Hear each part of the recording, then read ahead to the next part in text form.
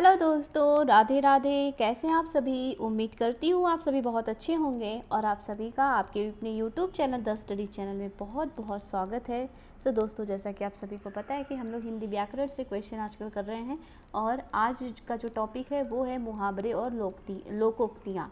तो मुहावरे और लोकोक्तियाँ से आज हम प्रश्न करने वाले हैं दोस्तों। तो वीडियो को बिना स्किप किए एंड तक ज़रूर देखिए।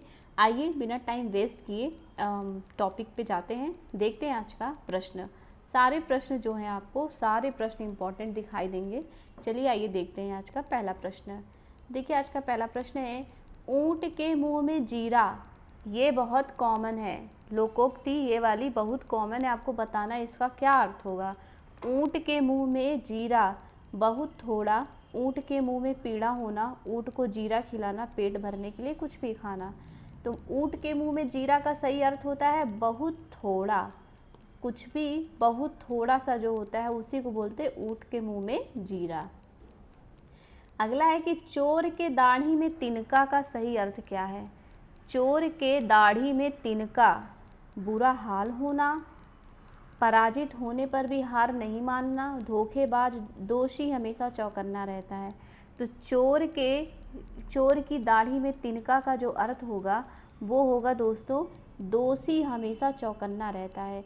देखिए किस तरह से लोकोक्ति ऐसे ही आता है एग्ज़ाम में, और ये थोड़ा टफ भी होता है क्योंकि बहुत मुश्किल होता है। और कई बार ऐसा होता है कि जो हमको लगता है कि इसका आंसर होगा सीधे सीधे दिया होता है पर एक्चुअली में होता नहीं है।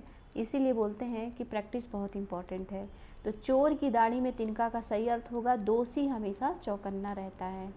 नेक्स्ट है कि एक पंथ दो काज का सही अर्थ क्या है।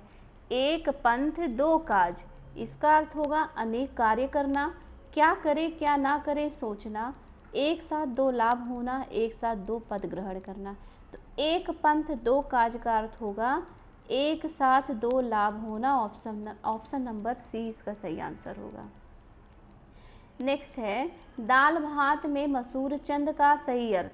दाल भात में मसूल चंद, मसूल, दाल भात में मसूल चंद, इसका अर्थ क्या होगा।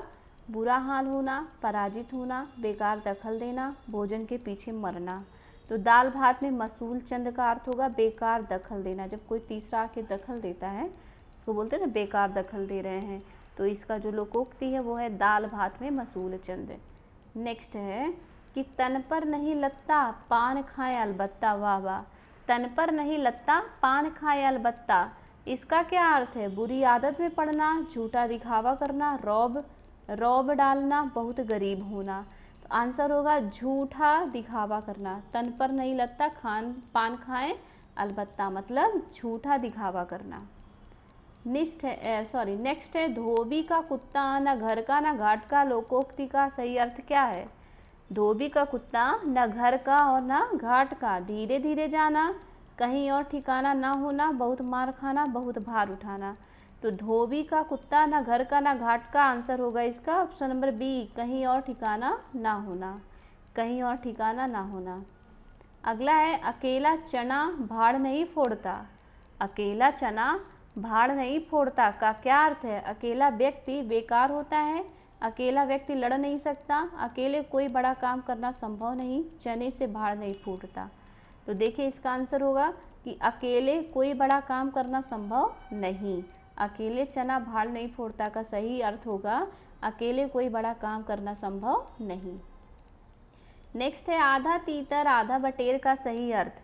आधा तीतर आधा बटेर का सही अर्थ क्या होगा। मूर्खता पूर्ण कार्य, मनचाहा कार्य, पूरी तरह कोई काम ना होना, गड़बड़ होना।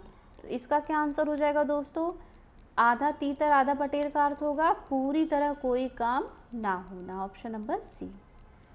अगला प्रश्न है कि जिसकी लाठी उसकी भैंस, इसका क्या अर्थ होगा।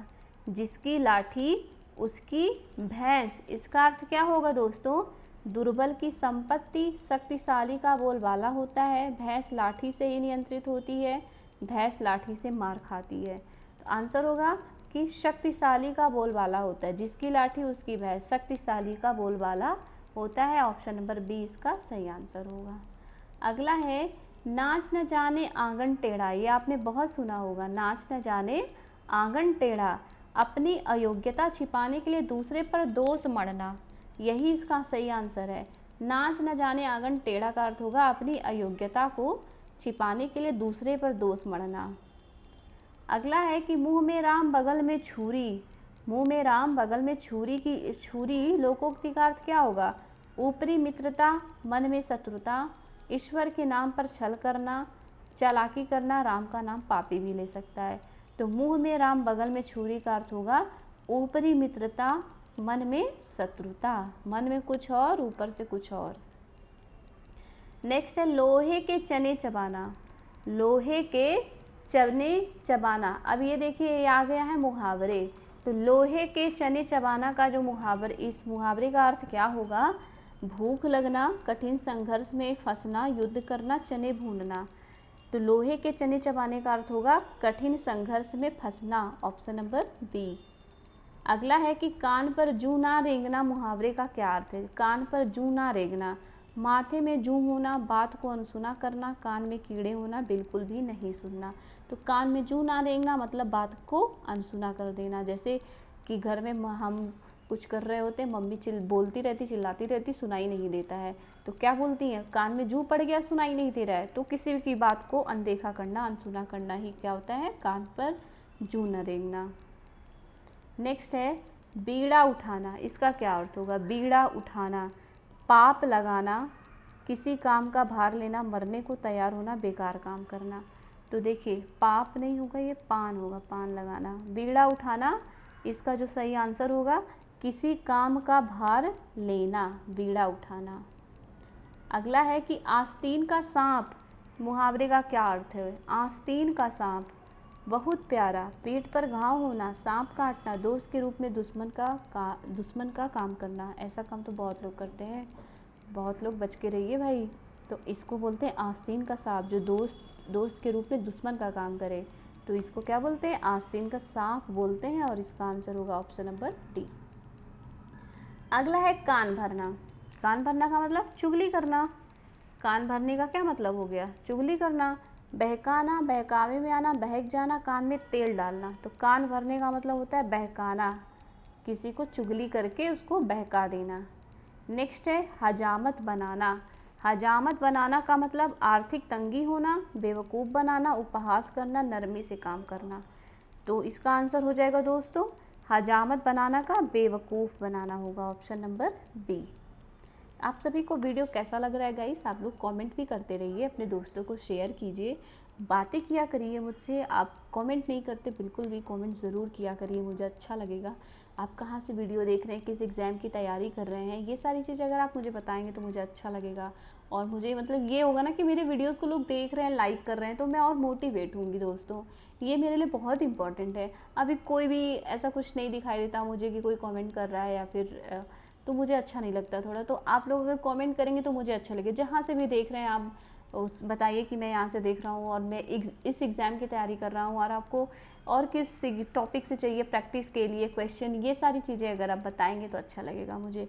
तो आप लाइक शेयर कमेंट करते रहिए। अगर पहली बार देख रहे हैं तो सब्सक्राइब कर लीजिए, आपको ऐसे प्रैक्टिस के लिए जो वीडियोस मिलते रहेंगे। आप मेरे चैनल पे जाइए, द स्टडी चैनल, वहाँ पे आपको अलग अलग टॉपिक, अलग अलग सब्जेक्ट के बहुत सारे वीडियोज़ मिलेंगे जिससे आप अपना प्रैक्टिस कर सकते हैं। तो आइए अगले प्रश्न को देखते हैं। अगला प्रश्न है कि हौसला पस्त होना। हौसला पस्त होना, उत्साह ना रह जाना, इच्छा पूर्ण होना, भय का कारण खाली बैठे रहना। तो आंसर क्या होगा इसका? उत्साह ना रह जाना। हौसला पस्त होना का मतलब उत्साह ना रह जाना। नेक्स्ट है हाँ में हाँ मिलाना। इसका क्या अर्थ होगा? खुशामद करना, हार मान लेना, बुद्धि ठीक होना, तेज हो चलना। तो हाँ में हाँ मिलाना का होता है खुशामद करना, मतलब किसी के लिए अच्छे बने रहो, भले वो गलत बोल रहा है पर हाँ में हाँ मिलाओ और उसके लिए अच्छे बने रहो, इसी को बोलते हैं खुशामद करना। नेक्स्ट है सिर पर सवार होना। सिर पर सवार होने का क्या अर्थ है? पीछे पड़ना, शोक करना, प्रतिवाद करना, चकित होना। तो सिर पर सवार होने का अर्थ होता है पीछे पड़ना, किसी के पीछे पड़ जाना। अगला है मुँह की खाना। मुँह की खाना, बुरी तरह हारना, मुँह से खाना, तंग करना, विरोध करना। तो आंसर होगा मुँह की खाना का बुरी तरह हारना, ऑप्शन नंबर ए। नेक्स्ट है मुट्ठी गर्म करना। मुट्ठी गर्म करना का मतलब आग तापना, घूस देना, मुक्का लगाना, धाक जमाना। धाक जमाना। तो आंसर क्या होगा, मुट्ठी गर्म करना का मतलब घूस देना।